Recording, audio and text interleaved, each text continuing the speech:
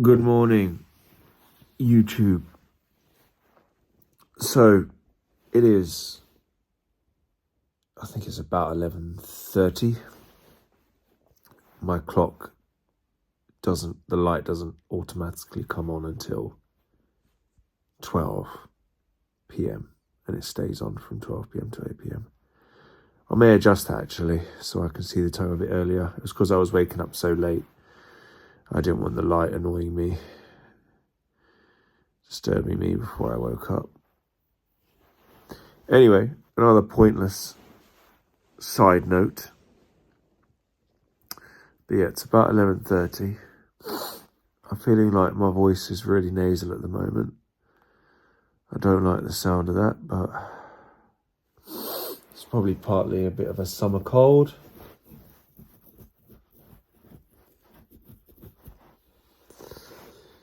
Anxiety has shot up. Anxiety has shot up since I got back in contact with my parents and my grandmother. Not to insult them, but it's just because our relationship over the years has been rocky. So I just wonder sometimes, like, how does change happen? Like, how does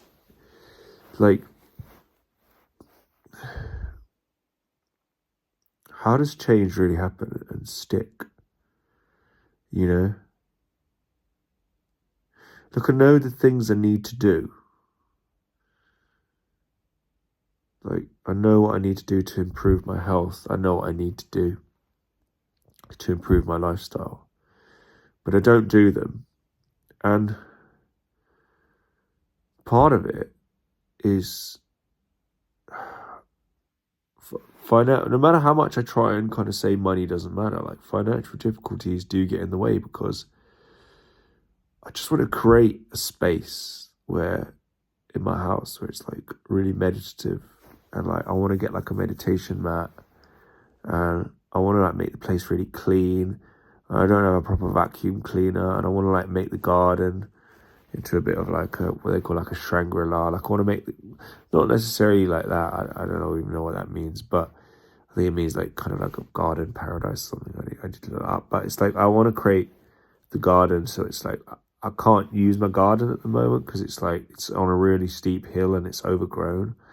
And it's like if I had the money, I would just either pay someone to sort it out or buy the tools to do it, and then I would just landscape it or like landscape the whole thing so it'll be on like different levels, and then I'd be able to like have like a thing that covered me if it was raining. I could put like a meditation mat there and things. And it's like maybe those things are possible, but I've just found it really hard to stick to a career or anything, you know. And I feel like for a while like it's possible, and then I tend to give up. But I do think that like mindfulness does show you where you need to go. Like Yuta Dharma did say that before. He has said that. I think at least once I heard him say that. Like, it's amazing how mindfulness shows you the way. But I had a therapist that told me the pain shows you the way. You know, don't fight against the pain shows you the way. And I think maybe they're both right because, like, at first,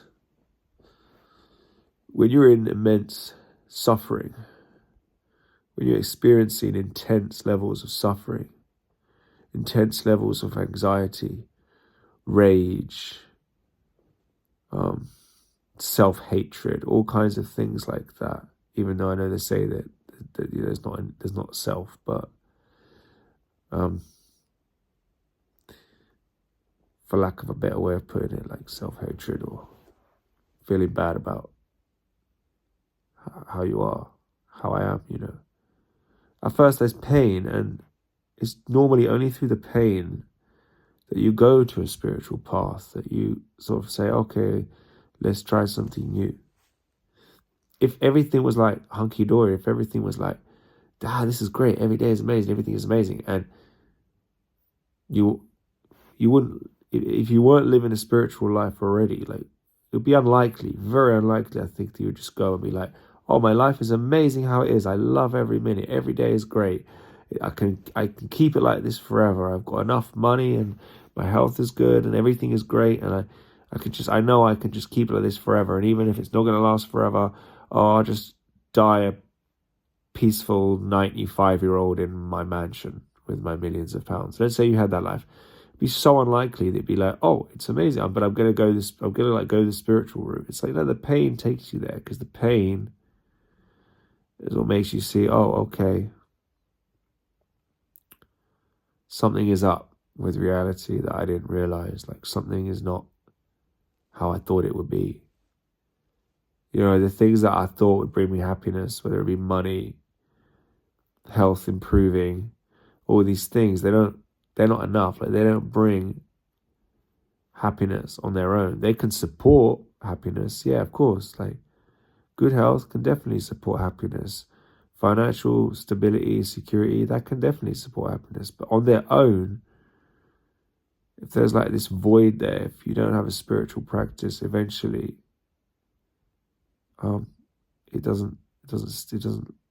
not so great, you know. But I think some people keep themselves so distracted that they essentially, if they have enough of a pleasurable distraction, that they can keep that going for a long time. And I suppose that's what celebrities do, you know. I don't know. It's a broad range of things.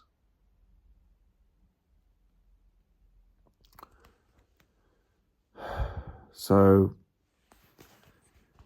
I just wonder, like, how is change gonna happen? Like, does change happen?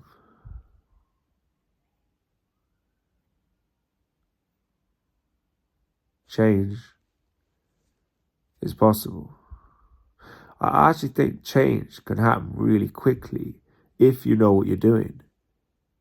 Like, I've experienced that before. It's like, okay, I know what I need to do. Let's do it. And there was very quick change.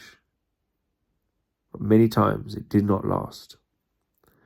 But a therapist once said to me, even not that long ago, because I recently had a brief conversation with him via email, because he's one of these therapists you can still stay in touch with. He's a bit informal kind of therapist. And he sent me like a picture where it's like a spiral going up, but it's going like kind of, you know, like a spring kind of goes up and down again, up and down again. So it's kind of like representing like 2 steps forward, 1 step back. It's like, he said to me, I have noticed that you tend to go back and forth. And he's right, I do. But he said, as long as the overall direction is positive. So if you're going 1 step forward, 2 steps back, the overall direction is negative. If you're going 2 steps forward, 1 step back, the overall direction is positive. So, as I said, like the spring going in a direction, the spring coils. It's not quite like a wire, like it's going like that, going up, but it has the loop, and the loop it's got the downwards and the upwards, but you're still going in the same direction. There's up and down, but if overall is up, you're good. And he's right, and he said, I hope you continue to find contentment. And I have found contentment. So,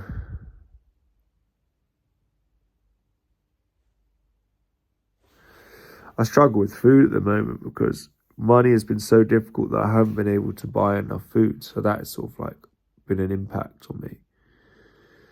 I did a big shop today. It's coming today. I did an order. And I've spent far more than I thought I would spend.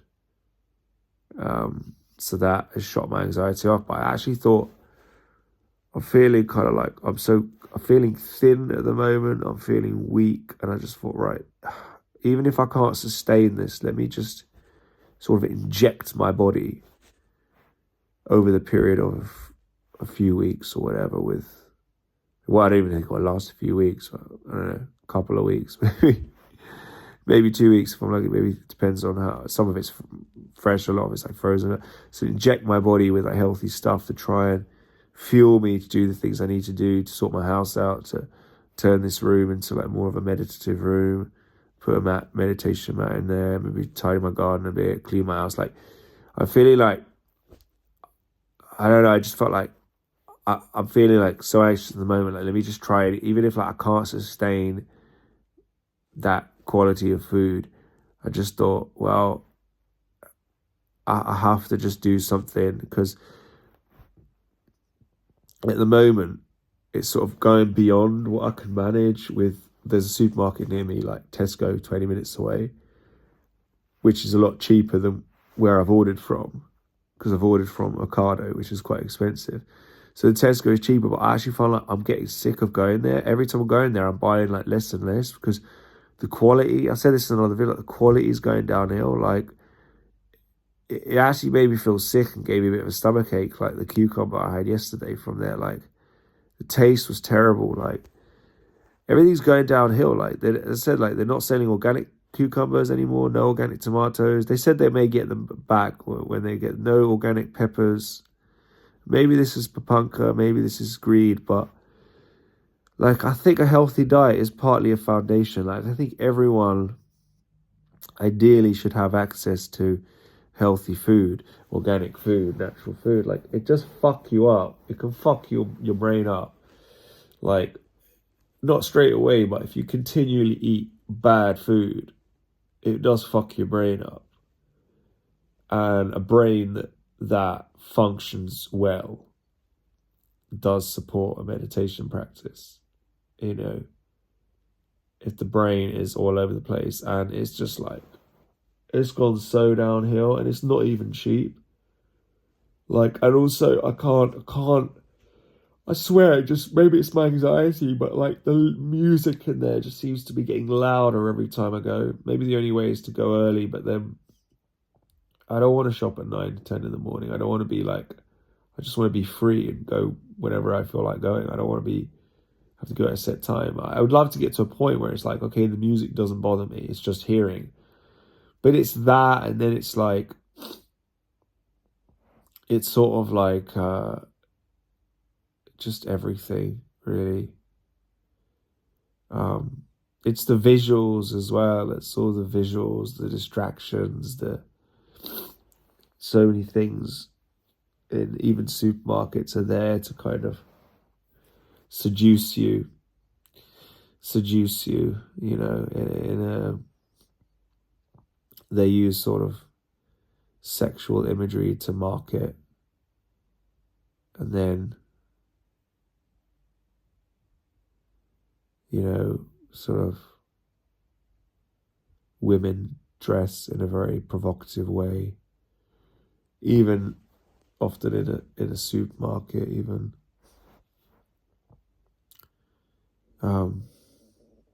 Just in general. I gotta be careful what I say, because I don't like mention other women and then my wife will watch this video and get offended. But what I mean is, it's not that, like, how do I say this? It's not that I want to have a relationship with these women that dress provocatively. And that's why I don't want to see it, because I don't want it. It's that I sort of want to desexualize my brain. That's the way of putting it. I want to not have lust come up. I want to not. And this is why in the monastery, you know, it's men separately, women separately. This is why they don't look at sexual imagery. This is why the women don't dress in a sexual way. If you enter a Buddhist temple, you dress modestly. And some people think that's controlling, but I think there's a real logic to that, because let's face it, like, how many people at a stage of spiritual development, which is really like one of the final stages, if not the final stage, because lust is like the last thing to go, where they see someone provocatively dressed, or they see provocative imagery, sexual imagery, and it doesn't bring their mind to sex. You know, whether it's a man or a woman, it can take the mind in that direction. You can note it as seeing, but boy, is that a hard thing to do. Like, it's a very hard thing to do. It's possible, but especially, you know, if you're just, I find if you're just starting trying to live a non-sexual life and you're refraining from sexual activity, or if you've been a very long time without sexual activity, those two extremes, like you've just had sexual activity not long ago, so the brain is now in a loop, it wants it again, or you've been a very long time without it, so your sensitivity and your bodily sensitivity is higher. But then I was thinking about something Yuta Dami said in a video I listened yesterday, which is that it's very important, and he's so right, very important to distinguish between the mental wanting and lust, the mental lust, which is the most powerful part of it all. Separate that and recognize that that is something different from the physical sensations. See, what's happened with me, and I think it happens with a lot of people, is I've often seen, and I still get in this habit, I have the mental wanting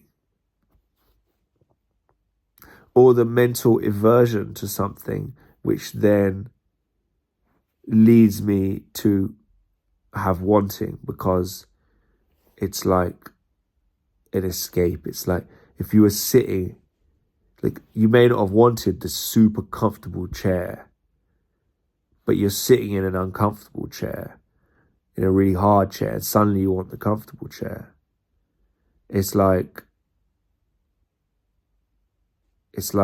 if there's an idea, if there's a thought that, oh, you've got to go and do something that's not pleasurable, that's annoying. Like yesterday I thought I may have to go to Tesco and get something, and I was restless about what do I do for food. And it was all like things that I didn't want to have to do, because I just wanted to not have to do that. I wanted to do something pleasurable. Then straight away, like the desire for food or the desire for sex comes, because it's like something of discomfort can lead me to want something of comfort. Something that is not pleasurable, unpleasant, that feels unpleasant, I now want something pleasant. So that can often happen. And then, to separate the two, to separate the mental wanting, because for so long I've thought, okay, there's the mental lust, and then there's the physical sensations that are associated with the mental lust. And then I still think that's lust. It's just think, oh, I've still got such terrible desire. But the mental desire may have long gone. But it's like when he says, Yuta Dami, the body is coarse. The body lingers. And it's the same with anger. It's the same with anger. You could have intense mental anger, or not even that intense, moderate, let's say. And then it may have gone. Like you may have noticed it's there, and the anger in the mind may have gone. As in, you're not perpetuating anything anymore because the anger is not gone. But the bodily sensation is still there. That uncomfortable feeling in the body that was initiated by the anger is still there. So you think, oh, I'm still angry. And then you think you're still angry, and then you're angry because you don't want this uncomfortable feeling in the body. So now there's more mental anger over a physical sensation, which now is feeding back. The physical sensation, you're angry about that, more mental anger, that generates more physical sensation, and that's how people get stuck in a rage. And it's the same with lust. So there's the mental lust, the mental wanting, then the image comes to the mind, or what you see on a screen or what you see in real life or whatever fantasies come up in your head. Then there's the physical sensation. Then you want more of it. Then you generate more of an image. So there's more mental lust. Then you've got more of the feeling. Then there's sometimes you don't want the feeling. So now there's anger. Now you want to escape the anger. So you want to indulge in the pleasure to escape the anger. And then you're not getting what you want. So then that feeds back into the anger. The feelings think, oh, I'm lustful. I want more of this. Oh, this feels good. Oh, this feels good. I want more. So I'm lusting for more of it. And now the mental lust creates more feelings. And the feelings you see as the lust. So now you want more of the feelings. So with anger, you have the feelings and you think it's still the anger. You want to get rid of the feelings. So now there's more mental anger. So now it generates more of the uncomfortable feelings. With lust, as you've got the mental lust, it creates the feelings. You think the feelings are still the lust when it's just the bodily processes. And now you want more of the feelings. So that's more mental lust, creates more feelings, and it becomes more and more intense. More and more intense, more and more intense. And if you refrain from sexual activity for a long time, eventually, that's probably what it can encourage nocturnal dreams, but it can encourage lots of things. It can create a real loop.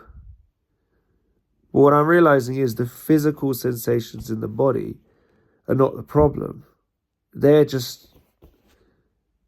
a good thing because they let us know, okay, if there's uncomfortable feelings in the body, if the body is now in the uncomfortable feelings associated with anger in the body, now I know anger is worth letting go of. The pleasurable feelings in the body that we see as pleasurable that are associated with lust, actually, if you really become aware of it, I've noticed it's even when you're engaged in sexual intercourse or any form of sexual activity, there is actually a state of agitation there because there's always wanting the next moment. There's never a state of peace. And even after orgasm, sorry if this is getting too crude for people, but even after orgasm, that peace, that pleasurable feeling in the body after orgasm, that feeling of being relaxed, it doesn't last long because the brain is now in a loop and it wants more and it wants more and it wants. It's programmed. The cycle. It's fed into the brain, the dopamine, the oxytocin, all of the good feeling hormones. And now the brain is like kind of asking for it again. Like ask for food again if you get addicted to food. So the peace doesn't even last long. It's not even real peace.